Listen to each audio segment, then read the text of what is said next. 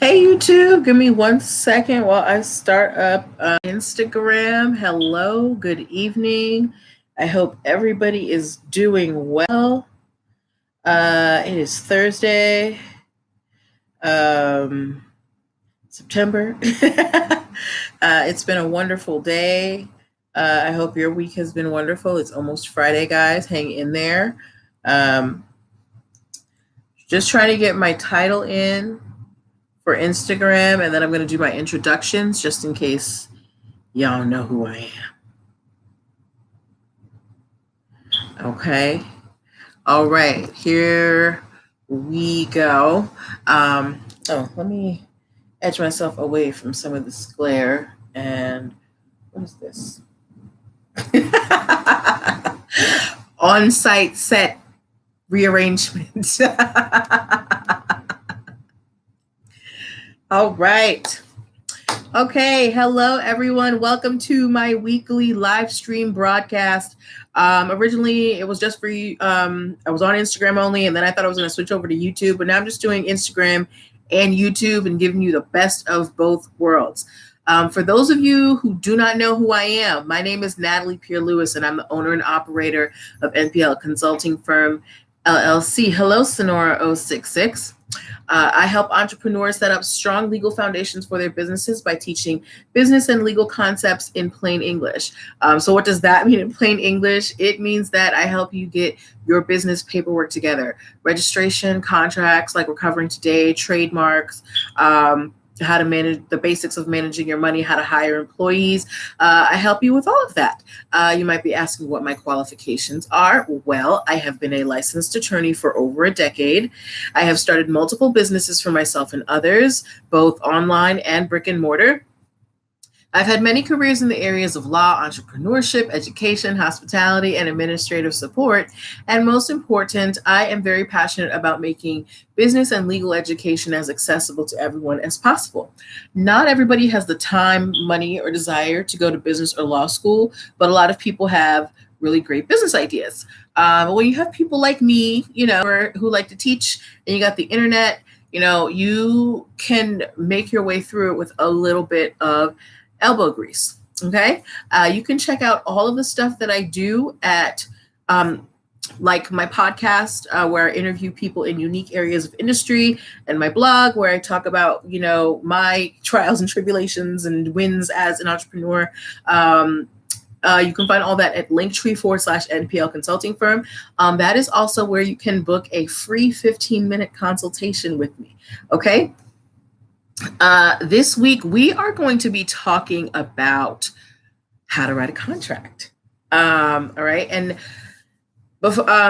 contracts are really important because they're going to get you they're going to keep a lot of trouble out of your way.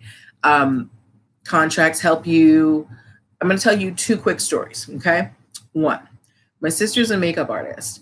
A few years ago, she was living in Ohio. Someone booked her for a job in Boston. She said she would buy the ticket, and they said they would pay her when she arrived, and whatever. This was a family friend. Obviously, we're not so close anymore. But what happened was the day before my sister was supposed to fly out, they called and said, "Oh, we don't need you anymore." By that time, my sister had bought her ticket. They didn't have a contract. So my sister was out almost $300. And she couldn't do anything about it because they didn't have a contract. Okay.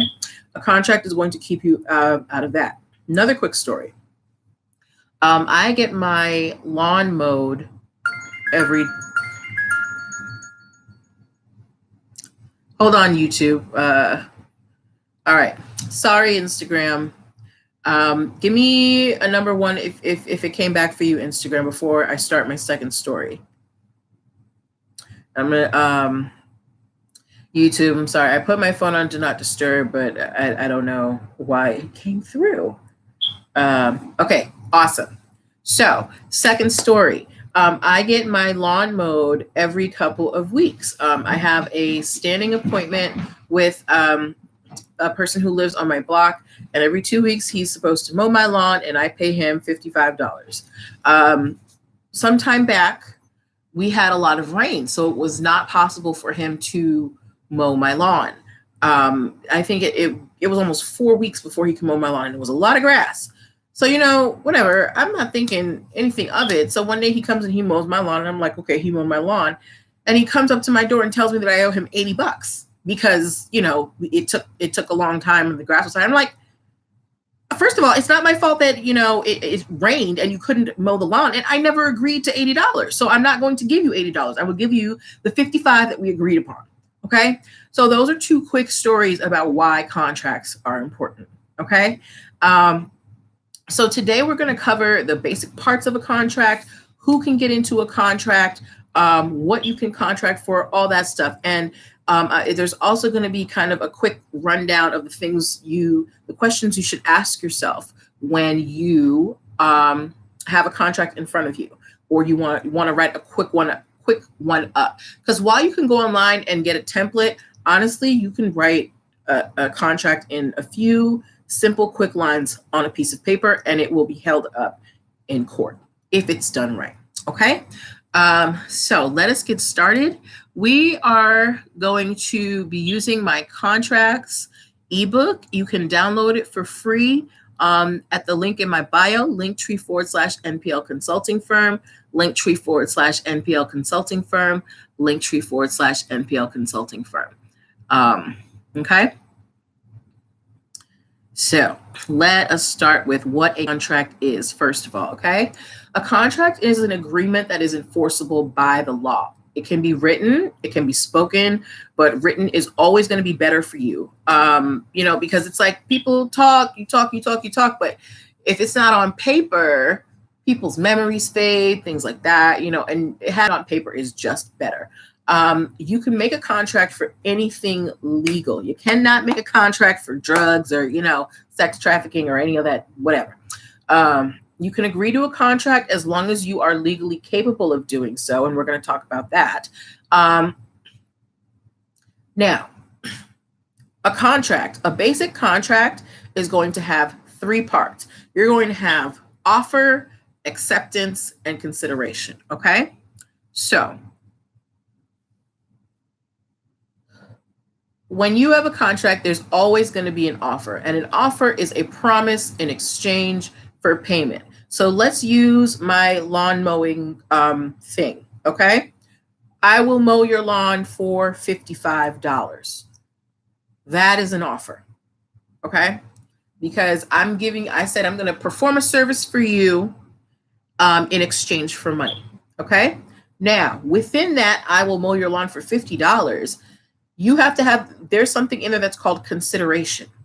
Consideration is payment for work not yet completed. So when you have the offer, now remember my story. I said that my lawn guy mowed my lawn first and then came up and asked me for $80. He had already done the work. I never agreed to the work for $80, right? So the work was already completed. So it was an invalid contract from the beginning. All right. Now, consideration means that's the money. So if you're going to mow my lawn, you're going to do it for money. So the consideration that you're asking for is money. But consideration doesn't just have to be money. Consideration can be goods. I'll mow your lawn for, Subway sandwiches. Or I'll mow your lawn if you tell my wife I'm not, don't tell my wife I'm cheating on her. Not that he's cheating on her. I'm just using that as an example. But consideration is the payment that is going to be for the offer, okay? Because nobody's going to do something for you for free. They want something for it. It may not necessarily be money, but it's going to be something. So you got offer, and you got I will mow your lawn, consideration for $50. Now, you do not have a contract if the other party doesn't say yes. Just like my lawn guy mowed my lawn and didn't clear it with me first as to whether I was willing to pay $80. If somebody does not agree to your offer, you do not have a contract, okay? So the other party says you can mow my lawn and I will pay you $50. So those are the 3 things that you need. You need offer, consideration, and acceptance. The offer has to be for work that has not yet been done. So it's like, let me give you another example. if your good girlfriend comes over and you do her hair and her hair looks beautiful and you're like, okay, girl, that's $50. And you did not ask her for the $50 beforehand. If she wants to give you the $50, great. But she never agreed to pay you $50. Do you understand? Give me a hand, give me a like a thumbs up if you understand. Let me check on y'all YouTube. I'm sorry. YouTube, I can't look at you and the book at the same time. So I'm waiting for that thumbs up and then we're going to move forward. Awesome. Cool. All right. So now we know we have offer, consideration, acceptance, right? There's 3 ways that you can accept a contract. There's something that's called express acceptance, meaning when you sign your name to the paper or when you say it or you shake hands, those are considered express acceptance because anybody can see that you agree. All right? Pretty straightforward. There is something that's implied acceptance. My phrase that kind of, I guess sums this up is what's understood doesn't need to be explained. I hate that phrase in real life, but it applies here. Okay. And that usually applies to ongoing services like my lawn guy. We have an agreement that every 2 weeks he mows my lawn and I pay him $55. Okay. The last type of acceptance, it's called conditional acceptance. And that is when you agree to a contract as long as certain changes are made. So if I wanted to change my contract with, so if when my lawn guy had originally come to me and said, hey, I'll mow your lawn, I could for $55. If I had said, okay, I'll pay you to do the lawn, but I want you to do the hedges too. That would have been conditional acceptance. And then at that point, I have offered him another contract because I want him to do my lawn and my hedges. So it becomes kind of this system of contracts and acceptance. Okay. So express acceptance, implied acceptance, conditional acceptance, 3 types of acceptance. Okay. Next, who can agree to a contract? Because not everybody can get into a contract. Okay. There are some specific things that need to be covered. You need to be a legal adult. There are some contracts that minors can get into as long as their parents sign, but legally, to enter into a contract on your own independently, you must be at least 18. Okay. Second, you need to be mentally stable. So you cannot agree to a contract if you are a schizophrenic. You cannot agree to a contract if you are senile, if you have Alzheimer's disease. That's why it's really important for, your parents and your grandparents to have their paperwork in order if, dementia runs in your family. You cannot agree to a contract if you're intellectually disabled, if you have Down syndrome. And you also cannot agree to a contract if you have a serious chemical dependency problem. So if you are like a known heroin addict, legally you can't enter into a contract. Or if you are drunk at the time that you are looking at a contract, you can't legally enter into it because you are mentally incapacitated because you're drunk. Okay. You also have to be signing a contract of your own free will. If you are forced into signing a contract in any way, it doesn't just have to be physical. It could be like, I'm gonna tell everybody that your breath stank or whatever. If you're signed into if you're forced into signing a contract in any way, it's not valid. So I don't know, I may be dating myself, but in the 90s, they say that Diddy got people to sign contracts by like holding them out of windows or something like that. But if that is true, those were invalid contracts. Okay. All right. So we have established who can make a contract. What can you contract for? You can make a contract for anything legal. Okay. So as long as it's something that you can, do in front of the cops, it's, you can make a contract for it. You can't make a contract for murder, drugs, or any illegal activity. And then this is also very interesting because we have, in the United States, we have the fact of states legalizing cannabis, but it's still federally illegal, right? So then there comes into question the validity of contracts, because some contracts are valid in state where cannabis is legal, but then if you were to take it to a higher federal court, it would be an invalid contract because cannabis is illegal federally. Yeah. So that's just some nerd stuff. All right. Now, those are the basics of contracts. So I'm going to give you a few questions if you want to write these down. So that if you ever have a contract in your face, or you're just trying to make a contract real quick, here are some questions to go through that will help you. Yeah. Wow. See? Yeah. Laws matter. So these are some questions to go through so that you know whether this contract is valid or not. Okay. So if you want to write this down, get some pen and paper. I'm going to give you like 10 seconds. 10, 9, 8, 7, 6, 5, 4, 3, 2, 1. All right. So the first question you want to ask is, what service or product is being offered? Because that's the way you're going to know if there's an actual offer being made. What is this person trying to give you? Okay. Has the service or product being offered been delivered already? So did they already do it? Or is it something that they're going to do for you in the future? Because if they've already done it, there's no valid contract. You need to ask yourself, what is the consideration for the offer? What is this person offering you? Are they offering you, what does this person want from you? Do they want money? Do they want a product from you or a service? Do they want you to agree to something?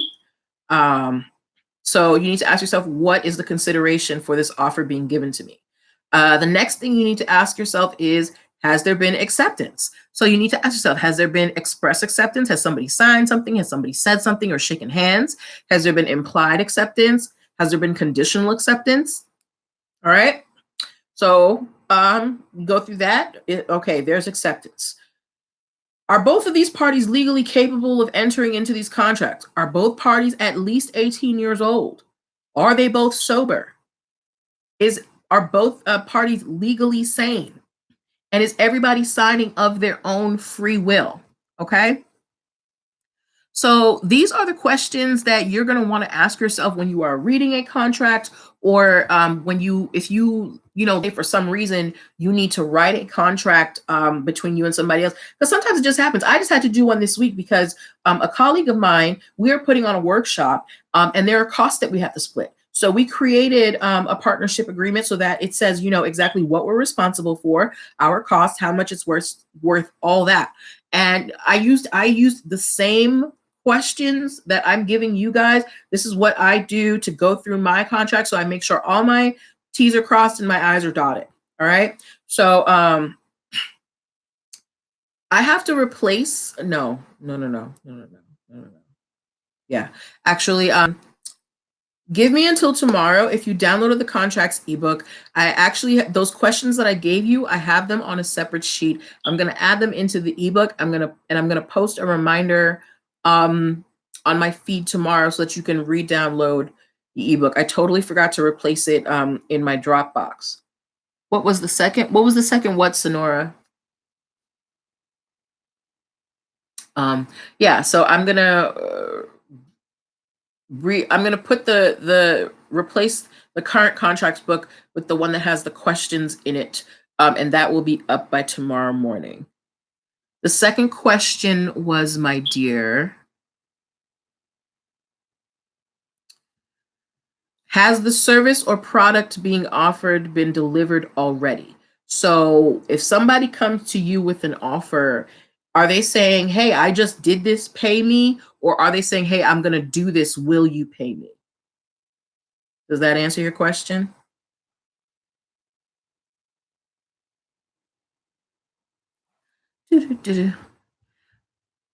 Okay, good. I'm glad that answered your question. Okay, so that is basically contracts. It's honestly not as complicated as people think it is. If you like the things that I talked about today, I have more videos on my YouTube channel if you want longer access to them. If you click the link in my bio, you can subscribe to my YouTube channel. I broadcast there every Thursday. Also, you can check out all the things I do. I have a lot of ebooks that you can download based on different business formation topics like business entities, trademarks, things like that. You can download them all using the link in my bio, linktree/NPL consulting firm, linktree/NPL consulting firm, linktree/NPL consulting firm. As well, if you would like more kind of like one-on-one personal time with me, or like being able to ask me your questions, I have a private Facebook group where you can ask me between 3 and 10 questions a week based on your level of membership, and you get access to all of my written materials, not just the ebooks. There's like a whole bunch of stuff in there. Membership starts at $99 for the year. So if you are interested, DM me and I will send you the link. That is all that I have for you guys this week. I hope that you found it informative. If you found it informative, give me a flame. I want to feel special.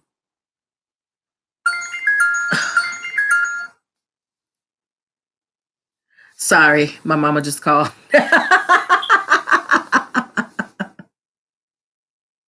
I put my phone on do not disturb. I don't understand what's happening. But yeah, if you found this helpful, give me a flame emoji, and then we're gonna break so you can go enjoy the rest of your evening. YouTube, thank you for being wonderful. I am new to this space. And I like it. I like that, my videos are up there and people can get my information. Please check out the link. Go listen to my podcast. Oh, yeah. I got my flames. Thank you so much, Sonora. Yeah, so go check out all my stuff. Hit me up, DM me, ask me your questions. I love to hear from you. I'm just a nerd that likes to share information. So I will talk to you guys next time. Bye. Let me press the end button. And of course, my mother is like, okay, bye.